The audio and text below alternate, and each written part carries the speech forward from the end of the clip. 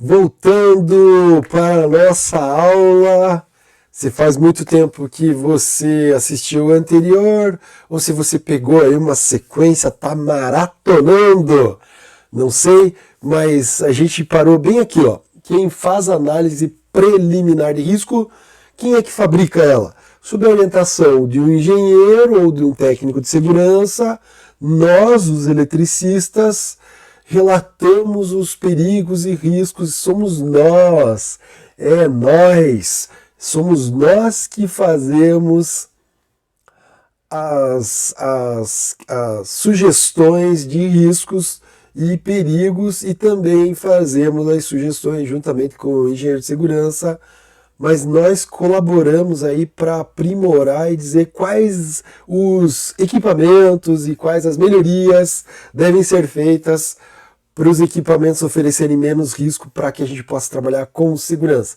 Então, voltando aqui, a gente falou na última aula que ia falar sobre qual é a diferença entre análise preliminar de risco e permissão de trabalho.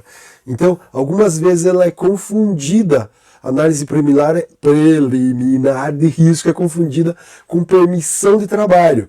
Como já visto nesse texto, a análise preliminar é uma técnica em que todos os riscos e problemas que podem ocorrer em uma das etapas da atividade são antecipadamente levantadas e avaliados de forma detalhada, visando proporcionar um documento que elimine ou controle os riscos. Então, a análise preliminar aí, eu coloquei um exemplo aqui de, por exemplo, como medir tensão com o uso de multímetro analógico na saída de um disjuntor de baixa tensão. Parece uma coisa simples, mas foi feito, é um exemplo de uma coisa corriqueira. Então ali, deixa eu pegar o meu apontador aqui para mostrar para você. Isso aqui foi feito por pessoas comuns, como nós, comedores de feijão com arroz. Então não tem nada assim, teve um cientista que veio falar. Não, foi levantado pelos técnicos de segurança, engenheiros, quais eram as operações. Vamos dizer lá, abrir o quadro de baixa tensão. Nada consta, não oferece um risco, então não tem nada para se fazer. Mas medir a tensão. Medir a tensão, sim. Medir a tensão pode gerar um arco elétrico. Por quê? Por causa das pontas do multímetro. Detecção, nada consta, efeitos, lógico, arco elétrico, queimadura. A frequência, é esperado que isso ocorra, então a frequência que isso pode acontecer, eu diria até que tem uma frequência baixa, porque é uma coisa que a gente faz todo dia, a gente está no campo sempre medindo. Consequência crítica, uma queimadura é uma consequência crítica, lembra do meu amigo que queimou a sobrancelha? É muito feio levar uma queimadura no rosto. Classificação. A classificação é alta. Então, a classificação do risco é um risco alto. Então, as medidas de controle. Conferir a posição das pontas de prova no instrumento. Por quê? Porque se ela tiver em corrente elétrica, o instrumento é um curto-circuito para a passagem da corrente elétrica. Eu estava medindo corrente elétrica num certo equipamento, eu já relatei vocês, aí no gerador, e o técnico ficou segurando, o meu amigo técnico ficou segurando o multímetro e eu fui medir. O acidente não aconteceu comigo, o acidente aconteceu com ele. Ele queimou a mão, porque o multímetro não tinha classificação para trabalhar naquele nível de tensão e não tinha fusíveis rápidos dentro dele. Então isso ocasionou uma queimadura. Foi um acidente pequeno, mas foi um acidente que podia ter sido mais grave. Então, conferir a posição das pontas do instrumento. Mas só quem pode dizer isso para o engenheiro e para o técnico de segurança somos nós, que já passamos por situações. Então, é por isso que você participa, você deve participar. Você deve fazer gosto de participar das análises, né, para que você possa ajudar na análise de prevenção de risco. E ali, conferir a posição da chave seletora do instrumento. De novo, se ela tiver numa posição que você não perceba, ou se tiver com aquele botão do hold segurado, você vai medir e não vai ver a ausência de tensão. Porque quando você aperta o hold e ele está em 0 volts, ele vai medir 0 volts. Então você tem que olhar aquela chavinha do hold lá. O hold é travar, o travador dele lá, que é um botãozinho do lado. Às vezes você, ao pegar ou ao carregar, aperta o hold. E quando você ligar, ele vai apertar no 0, ele vai ficar no 0. Alguns multímetros não mostram que o hold está apertado, aqueles mais simplesinhos. Então, conferir a posição da chave seletora e do hold. E utilizar apenas instrumentos em bom estado de conservação dentro do prazo de validade e com a calibração, se ele está calibrado. Porque muitas vezes já aconteceu assim de você medir e achar que está com 90 volts e a bateria dele está baixa, ele não está medindo corretamente. A bateria ainda aparece o símbolozinho lá da bateria. Mas se ele estiver descalibrado...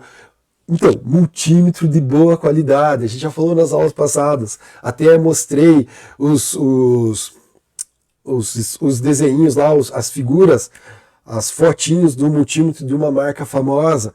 Então, não economize dinheiro na qualidade dos seus instrumentos e na qualidade das suas ferramentas, porque depende da sua vida. A gente trabalha com periculosidade, trabalha em ambiente de perigo. Utilizar luvas, óculos de segurança e vestimento padrão. Então, coisas básicas que a gente deve seguir e a gente deve tomar o cuidado de observar. São pequenas coisas, mas muito importantes. Qual a diferença entre análise preliminar e PT? Então a PT, agora a vez da PT, agora a gente vai falar um pouco sobre permissão de trabalho, ou permissão de entrada de trabalho, PET, permissão de entrada de trabalho, ou permissão para trabalho, PPT. Então tem falas aí em várias empresas diferentes, mas é tudo a mesma coisa, que é uma ferramenta que a gente tem que vai controlar e principalmente autorizar. Você vai entrar na área de perigo, vai trabalhar em algum lugar onde pode gerar algum risco, você vai ter que pedir uma autorização. Essa autorização chama-se permissão para trabalho, né, para você executar as suas atividades nesse local. Inclusive, uma das etapas da PT é a análise preliminar de risco. Se já existir, ou se não, vai ser feita uma na hora ali, com a tua presença, né? Vai ficar claro dos riscos e os perigos. Aí, então é feita uma análise antes da abertura da PT, se não existir. Assim fica evidente que, mesmo sendo diferentes, os documentos aparentemente têm uma ligação, né? Então um depende do outro e o outro depende do um aí. Deixa eu mostrar para vocês um exemplo aqui, que é uma que eu tirei da Sanepar, do site da Sanepar. Os créditos estão aqui do lado, né? Tá aqui embaixo. Sim, o crédito está aqui, ó. Então, essa permissão de trabalho é para que empresas possam executar serviços dentro das estações de tratamento da Sanepar. Então ali tem um modelo para a empreiteira de permissão de trabalho, aí tem a documentação obrigatória dos profissionais que estão trabalhando pela empreiteira, os tipos de serviço, área de trabalho, os equipamentos, os EPIs, e as datas, as validades, que a PT tem validade, serve para aquele momento e depois não serve mais, tem que abrir no outro dia outra. Pode ser que tenha uma validade de dias a mais do que mas ela tem uma validade. Já a análise preliminar de risco, não. Análise preliminar de risco até que você queira melhorar, uma nova versão melhorada, esse que é a validade dela. Principais etapas da análise preliminar de risco: a identificação dos possíveis perigos em cada uma das etapas e atividades que serão realizadas. Então, a gente falou lá, abrir painel, medir tensão e depois fechar painel. A lista dos riscos, então, qual é o risco? O risco é a medição, lá no caso da nossa análise que a gente viu agora há pouco aí. A identificação das possíveis causas e consequências de vulnerabilidades, que a gente falou lá, que é as chaves seletoras estar na posição errada ou os terminais estarem colocados na posição de medir corrente, o hold está apertado. Então, estimativa de possíveis consequências de danos para as pessoas envolvidas, que é o arco elétrico. Pode ser o arco elétrico pela ponta do multímetro ou o arco elétrico pelo curto que vai fechar dentro do multímetro quando a gente acaba esquecendo de colocar em tensão e está em corrente elétrica. Então pode gerar um arco e pode gerar uma queima. Foi o que aconteceu, que eu contei com o meu colega. Ele não queimou tanto, mas teve uma queimadura. Análise qualitativa dos riscos, porque a gente aqui faz análise qualitativa, se é um risco médio, pequeno ou grande. Já numa outra análise faria uma análise quantitativa, daí são números, é quantidade, em porcentos, né? 10%, 20%, 100%. Então não é o nosso caso, porque a gente não faz esses cálculos estatísticos. A gente, pela experiência, sabe dizer assim, trabalhar com alta tensão tem um risco alto, né? Então a gente sabe falar isso, mas a cálculo daí é com engenheiro de segurança. Planejamento de medidas para controle de riscos e correção de falhas. Pronto, acabou a análise de risco. Planejei direitinho, não vai acontecer, né? Se eu não planejar, se eu for na louca lá, vai dar ruim, vai dar errado. Então, por isso a gente tem esse documento que é um planejamento para que a gente não se machuque na área. A análise preliminar de riscos também proporciona que os colaboradores e toda a equipe sejam orientados claramente. Quando eu participo, eu gosto, eu sou dono também do documento e eu participo com ideias, eu me empodero, eu fui eu que fiz, vamos usar esse documento porque eu que fiz, se tiver alguma coisa errada a gente vai arrumar. Então os colaboradores, eles percebem que eles fazem parte da segurança. E as tarefas a serem executadas, elas ficam mais sistematizadas, otimizadas e organizadas. Lá na lista, na análise preliminar de risco, tem que você tem que levar os EPIs, verificações que você tem que fazer, então fica muito mais organizado porque você relembra aquele serviço que de repente você faz anualmente, é uma verificação anual que você faz na cabine de alta tensão. Então, o que você vai... Daqui a um ano a gente não lembra mais nada. Uma semana já, muitas vezes a gente esquece até o serviço que foi feito, alguma ocorrência que você atendeu. Imagine de um ano para trás. E a cultura da segurança é criada e estabelecida na empresa, porque quando você participa, quando o engenheiro e o técnico pedem para você ajudar, você está, digamos assim, enraizado aí nessa cultura de segurança que a gente deve ter todo dia. As atividades são melhor planejadas e com isso proporciona uma agilidade. Porque você vai para a área já sabendo o que você tem que desligar, como que você tem que desligar, os materiais já planejados, então você não erra. Ainda mais quando, vamos dizer que você vai fazer um serviço num lugar distante, você esqueceu de repente de levar a coisa mais bobinha lá, né? A vara de manobra, como é que vai fazer o serviço? Vai ter que voltar. Então lá está dito, verificar a vara de manobra, se está dentro da validade, se ela foi feito os ensaios. Então, tudo isso a gente tem na análise preliminar de risco. Veja só que importante essa tal de análise. Aí, ó, as principais técnicas para identificação dos perigos e riscos. Lembra lá que você deve ter feito o curso de segurança no trabalho. Essa figura aqui é clássica, né? Então, agora a gente vai apresentar para você as técnicas de identificação dos riscos. São umas técnicas que são utilizadas pelos engenheiros e pelas pessoas de segurança, pelas pessoas que fazem essas análises. E a gente, aqui é o exemplo claro, que olhando, se a gente estivesse de cima de uma empresa, num mezanino da empresa, onde ficam os painéis, ou numa subestação olhando, a gente ia ver muitas coisas que a gente pode ver aí nessa figura, que são coisas perigosas, que estão na nossa cara, e que, de repente, assim, uma pessoa que vem de fora, uma empresa contratada, não vai saber ver como a gente vê, porque está todos os dias, são nossos colegas que estão trabalhando e a gente está vendo aí situações, dá para ver claramente aí, situações, a gente não vai falar sobre essa figura, não é o nosso escopo aqui, né, é do curso de segurança do trabalho, mas eu diria para você que a gente vê claramente as coisas estranhas e diferentes, então somos nós que devemos realmente participar e fazer essa análise preliminar de riscos na empresa.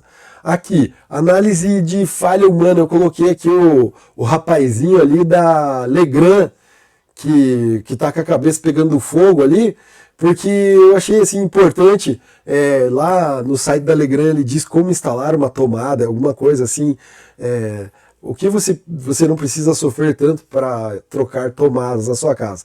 Porém, ela mostra ali realmente que muitas vezes, né, o método que identifica as causas e os efeitos dos erros humanos observados em potencial, né, essa análise de falha humana.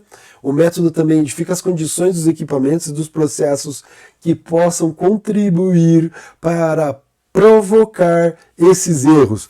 Então, muitos dos acidentes acontecem por falha nossa, porque nós somos humanos e somos sujeitos a esquecimentos, o nosso estado de bom humor às vezes não está tão de bom humor assim, nós temos filho, esposa, problemas que podem afetar a gente no trabalho. Então, existe uma análise que analisa essas falhas humanas. Aí sim, é elencado problemas que aconteceram ao longo do ano de outras empresas, e tem um estudo sobre isso aí, onde vê o percentual de falhas em determinadas situações. A gente viu bastante lá aquela revista da Abracopel lá, onde tinha as possibilidades de choque elétrico e elencava algumas falhas humanas lá nas estatísticas. Então essa é um dos tipos de análise aí de falhas. Método de análise de falhas e defeitos. Então esse é o método mais usado para a área de mecânica, com o objetivo de identificar falhas potenciais que possam provocar acontecimentos ou eventos adversos e efeitos desfavoráveis aí são defeitos mecânicos que podem causar alguma coisa para a gente aí. Então aí entra muito a tal da NR12. São análises feitas em equipamentos, porque a gente pode olhar ali esse motor, por exemplo, um motor antigo, e ele já está quase falando para a gente, ele está se declarando, eu tenho baixa isolação, né, no meu bobinado, ele está quase que gritando ali, e daí ainda sem a tampa da caixa de ligação, então já vai comprometendo, porque eu vou ter que colocar alguma coisa para substituir, que não vai dar vedação, provavelmente ele vai ter que passar por um tratamento de secagem, vernizamento, ele vai ter que passar de repente por uma rebobinagem. Então aí são análises que a gente de experiente aí de campo, a gente já começa só de olhar, sem falar na ferrugem, né? Mas vamos dizer assim, coisas que podem interferir da área elétrica na qual a gente trabalha. E aqui, né, ainda voltando, falando sobre esse método, é o método de riscos tecnológicos, né? Existe uma tabulação dos sistemas e equipamentos, existe identificação das modalidades e falhas, especificação dos efeitos. Então, dá para a gente ver aqui que é uma linha de produção de uma montadora, ó, ela é transportada, todos os carros são transportados por corrente. Se acontecer uma falha no motor que traciona as correntes, vai parar a linha, pode acontecer um acidente, pode quebrar esses elos de corrente, que é muito difícil, mas pode acontecer, e vai ter que ter uma intervenção de eletricista, de mecânico. Então é feita essa análise aí com relevância aí para que parada que vai acontecer, quais são os impactos financeiros e também pessoais. Uma parada de uma empresa dessa pode ser num ponto, mas é um ponto gargalo, que a gente chama na indústria automotiva. E ele pode parar um ponto que para toda a empresa, porque é uma produção em série. Se parar, pode acontecer um acidente e pode acontecer uma parada muito grande aí. Nessas indústrias é contado por carro perdido ou por minuto perdido, quanto custou um carro perdido. Então é muito importante esse método de análise aí de falhas e efeitos. Queria falar um pouco para você agora, uma novidadinha, eu sempre trago um presente. Esse é um presente aí, se você não conhece, eu gostaria de te apresentar o tal do relé de segurança. Peguei lá no site da Shimersal, e é um tipo de análise também. É uma análise de segurança de sistemas. É uma análise de segurança que fala a respeito de sistemas.